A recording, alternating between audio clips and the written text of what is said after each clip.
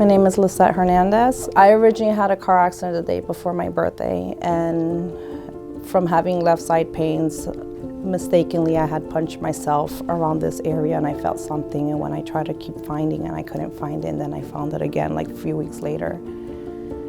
When I called the doctor, they made my appointment and they said, like they were going to send me to St. Vincent's for a mammogram and ultrasound, and they said that I was going to go for a biopsy after. And I waited a few days. Actually,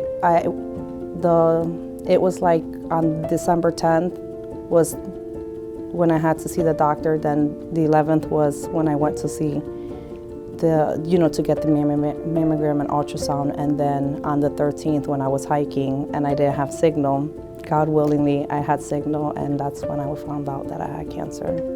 So from then on, I started going to the cancer swim. My doctor's name is Dr. Zalkowitz, but he's amazing. He has an APRN, Nicole. She's amazing as well, and they're always on top of me. Well, first, when you go get your mammogram and ultrasound, they give you a flower, like a rose. And it made me feel special. I was like, whoa, like you don't even know me, I have a rose, And then with Dr. Zalkowitz, he told me a story about how his mom had cancer, and he's very into the whole cancer. And it's like, okay, I found this, right away I have to find out what it is about. It's not like certain doctors, they wait out and make you wait. He was like on top of it. Then we would crack jokes, and it just felt good. And I said, you know what, if they can take care of me like if I was their own, not like there's certain places with any job, they don't treat you like you're part of the family. So I felt like I was home here. I said to myself, my mom had cancer first, and I was afraid that I was going to lose her, and I tried everything in my power, like to try to help out, to try to understand what cancer was about, because it was my first time trying to understand about her cancer.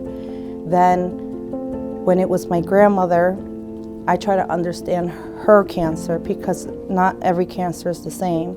So then when they both beat it, my grandmother, they both had breast cancer, so then my grandmother had esophageal cancer, and she ended up passing away. So then I ended up with cancer, which I said that I found out after my birthday. Well, me personally, since I've been bartending and doing cosmetology, I noticed that because of my customer service, my clientele and my customers, I had gained so much. So I used that to my advantage. And I said to myself, if I suffered and I couldn't pay my financial needs, maybe I can give back. I said, if you know that you have people that know you and it keeps gaining, you can use that to your advantage. So I always had a dream. I said, when I start getting into the hair salon again, I'm gonna start giving free haircuts. Didn't do it. Then last year, I started doing it at home. I was giving free haircuts. My sister said, why are you not taking the money? I said, because it's free. Oh, you're too kind. She was like, but you know what? You should have thought about taking the money and donating it. I said, that's not a bad idea. So then this time around, I said, you know what? I'm going to give free haircuts. They're all free. Just donate. So I opened a whole GoFundMe called Let's Beat Cancer. My goal was $10,000. I asked everyone that I had on my Facebook, everyone on my Instagram, hey, I'm doing a donation. I'm doing all free haircuts. At first I was thinking about just shaving people's hair. But then I said, when people have cancer, you lose your hair, you lose your eyebrows, you lose your facial hair. So I said, you know what, it doesn't matter if it's just a free haircut. If you don't want to shave your hair, if you want to fade, you want layers, you want your eyebrows shaved, you want to shave your beard or trim it or shape it up, I will do it all for free.